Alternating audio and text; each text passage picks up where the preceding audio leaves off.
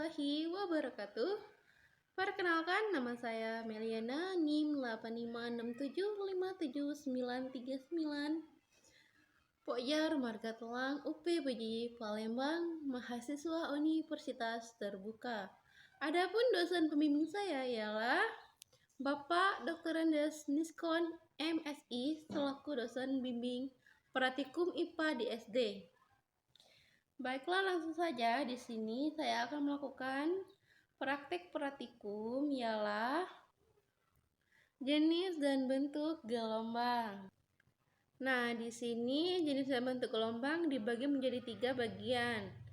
Nah, adapun bagian yang pertama ialah jenis-jenis gelombang, yang kedua sifat pemantulan gelombang, yang ketiga gelombang stasioner. Nah, adapun tujuan yang pertama, tujuan dari jenis-jenis gelombang ialah untuk mengamati bentuk dan jenis gelombang transversal dan gelombang longitudinal.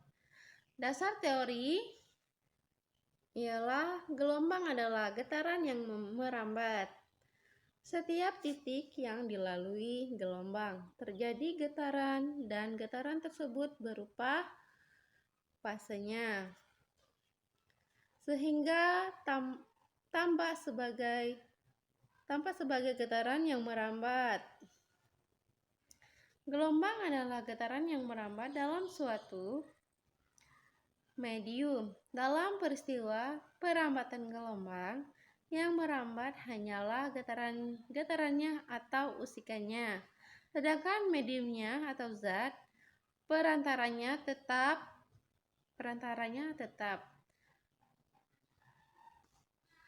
Adapun percobaan yang kedua ialah sifat pemantulan gelombang. Tujuannya adalah untuk mengamati sifat pemantulan gelombang. Landasan teorinya ialah jika gelombang melalui suatu hambatan atau rintangan, misalnya benda padat, maka gelombang tersebut akan dipantulkan. Pemantulan gelombang pada ujung tetap akan mengalami perubahan bentuk atau fase. Akan tetapi pemantulan gelombang pada ujung bebas tidak mengubah bentuk atau fasenya. Itulah landasan teorinya. Kegiatan yang ketiga tadi ialah gelombang stasioner. Nah, di sini juga adapun tujuannya ialah untuk mengamati gelombang stasioner dan menjelaskan pengertian gelombang stasioner serta menjelaskan hal-hal yang menimbulkan gelombang stasioner. Terus menjelaskan pengaruh tegangan terhadap panjang gelombang. Nah, itulah penjelasan dari ketiga praktik pratikum pada pada jenis dan bentuk gelombang. Baiklah, memasuki percobaan yang pertama, kita akan melakukan percobaan pada jenis-jenis gelombang. Berikut alat dan bahan yang kita gunakan. Kabel listrik, yang kedua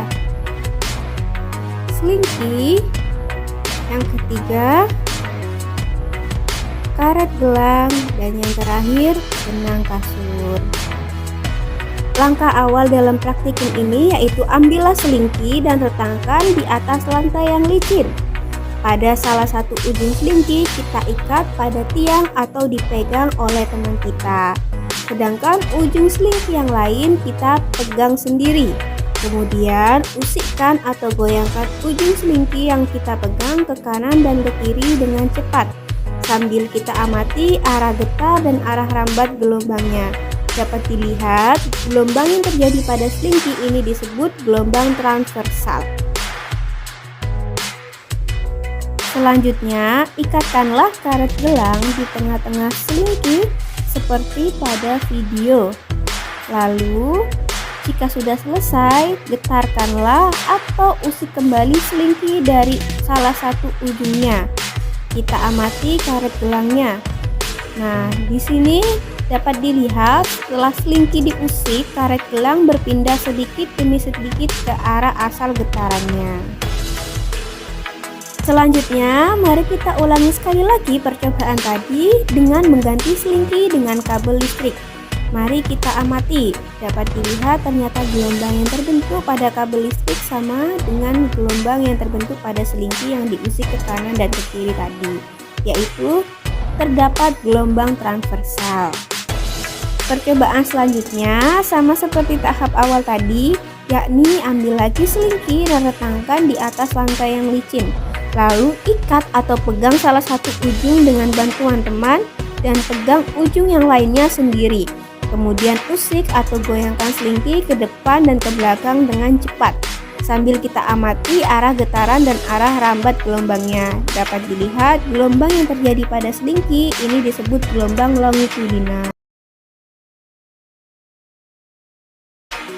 Berdasarkan praktikum yang telah kita lakukan, dapat ditarik kesimpulan sebagai berikut, bahwa terdapat perbedaan antara gelombang transversal dan gelombang longitudinal yang terletak pada arah rambatnya, yang mana bila gelombang transversal tegak lurus sedangkan gelombang longitudinal searah. Hai, halo, kembali lagi bersama saya di sini. Di sini saya akan melanjutkan video praktik praktikum saya yang kedua, yaitu tentang percobaan sifat pemantulan gelombang. Adapun alat dan bahan yang saya gunakan: benang kasur, bak air, dan juga kerikil. Adapun langkah percobaan sebagai berikut. Percobaan pertama dilakukan pada bak air yang telah berisi air dengan cara menjatuhkan kerikil ke atas permukaan air. Dapat dilihat pada saat kerikil dijatuhkan ke atas air yang berada di dalam bak, gelombang yang dihasilkan mirip gelombang transversal, di mana arah gelombang tegak lurus dengan arah rambatnya. Dan di bagian pinggir atau sisi bak yang dikenai gelombang dipantulkan kembali. Percobaan kedua yaitu rentangkan selingki sejauh 150 cm, kemudian ikatkan salah satu ujungnya pada tiang yang kokoh atau dipegang teman, dengan ujung yang satu harus tetap pada tempat yang tidak bergeser atau disebut ujung terikat. Dapat dilihat pada selingki yang salah satu ujungnya diikat kuat pada tiang dan digetarkan ujung lainnya dengan tangan sampai membentuk setengah gelombang. Ternyata gelombang dapat dipantulkan dan fase gelombang berlawanan arah dengan gelombang asalnya. Percobaan ketiga yaitu ujung selingki yang dipegang oleh teman diikat dengan benang yang panjangnya 150 cm sehingga ujung selingki ini dapat bergerak bebas, yang disebut dengan ujung selingki bebas. Kemudian gerakkan ujung selingki yang dipegang oleh teman dengan membentuk setengah panjang gelombang. Pada selingki yang salah satu ujungnya diikat oleh tali yang panjangnya 150 cm ini, dapat dilihat bahwa selingki dapat bergerak bebas. Ternyata fase gelombang pantul dan gelombang asalnya adalah sama. Dari kegiatan praktikum yang telah kita lakukan, maka dapat disimpulkan bahwa salah satu sifat gelombang adalah dapat dipantulkan. Kedua, fase gelombang pantul dengan gelombang asal adalah sama. Yang ketiga, gelombang yang terjadi di air dapat dipantulkan kembali. Yang keempat, ujung selingki yang terikat kuat, gelombang datang dan gelombang pantulnya fase gelombang berlawanan arah. Dan yang terakhir, ujung selingki yang terikat bebas, gelombang datang sama dengan gelombang pantulnya. Baiklah, kembali lagi bersama saya di sini. Di sini saya akan melanjutkan video praktik praktikum saya yang ketiga, ialah percobaan gelombang stasioner. Adapun alat dan bahan yang saya gunakan. Alat dan bahan: catu daya, katrol, beban, tali, kemudian ada gunting, neraca, meteran. Langkah kerja: ambil tali, kemudian ukur panjang tali, potong tali, potong menjadi 3 bagian tali ukur yang sama. Jangan lupa kalibrasi timbangan sebelum digunakan. Posisinya 0 ya. Timbangan massa 1 tali, catat pada data tabel pengamatan. Catat pada data tabel pengamatan. Timbang massa 2 tali, catat pada data tabel pengamatan.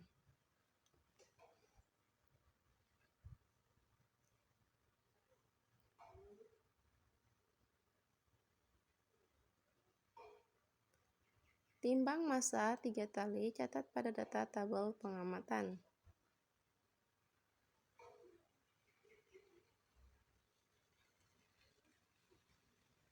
Kemudian pasang katrol pada ujung meja. Lalu ikat beban pada ujung tali.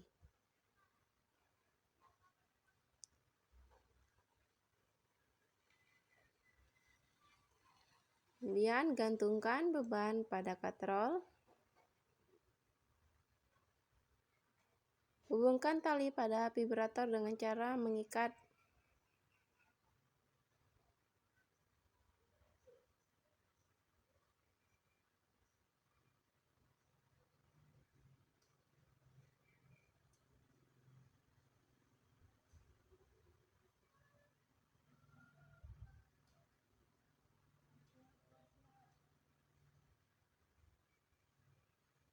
Pasang kabel pada vibrator.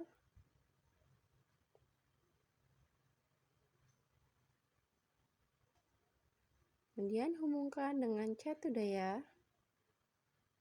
Lalu gunakan tegangan AC 3-6 volt. Nyalakan catu daya. Maka tali akan membentuk pola gelombang stasioner. Amati 1/2 panjang gelombang dan ukur panjangnya, yaitu titik di antara 2 simpul.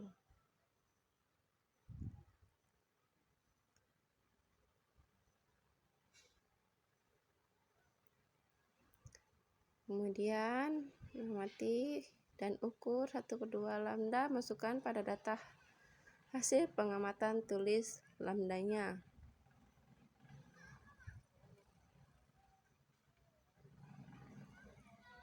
Tambahkan beban kedua pada katrol. Nyalakan catu daya. Jadi gelombang stasioner, gelombang berdiri. Ukur untuk menentukan lambdanya. Ukur 1/2 lambda, kemudian kalikan. Kemudian tambahkan beban ketiga pada katrol dan amati apa yang terjadi.